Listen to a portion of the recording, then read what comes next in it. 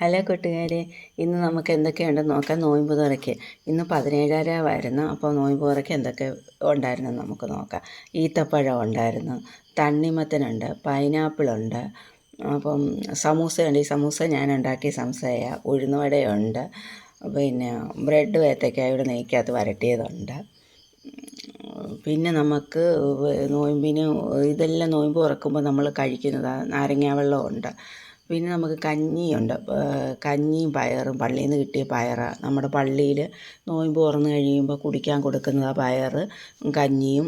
അപ്പോൾ നമുക്ക് വീട്ടിലുള്ളവർക്ക് നേരത്തെ പോയി ചോറ്റുപാത്രം കൊണ്ടുപോയി വാങ്ങിച്ചുകൊണ്ട് വരാം. അപ്പം അങ്ങനെ കിട്ടിയ കഞ്ഞിയും പയറും. പിന്നെ മോൻ്റെ ഒരു കൂട്ടുകാർ കൊടുത്തതാണ്, KFC വാങ്ങിച്ചു കൊടുത്തു. പിന്നെ പള്ളിയിൽ നിന്ന് ഇന്ന് 17 ആയതുകൊണ്ട് പള്ളിയിൽ നല്ല ചോറും കോഴിക്കറിയും ഒക്കെ ഉണ്ടായിരുന്നു. അപ്പോൾ പള്ളിയിൽ നിന്ന് കിട്ടിയതാണ് ഇത്. ഇത്രയും കറിയും ചോറും ഒക്കെ 2-3 പൊതി നമ്മുടെ ആവശ്യത്തിന് തരും. പള്ളിയിൽ നിന്ന് കിട്ടിയ ബിരിയാണി ചോറ്.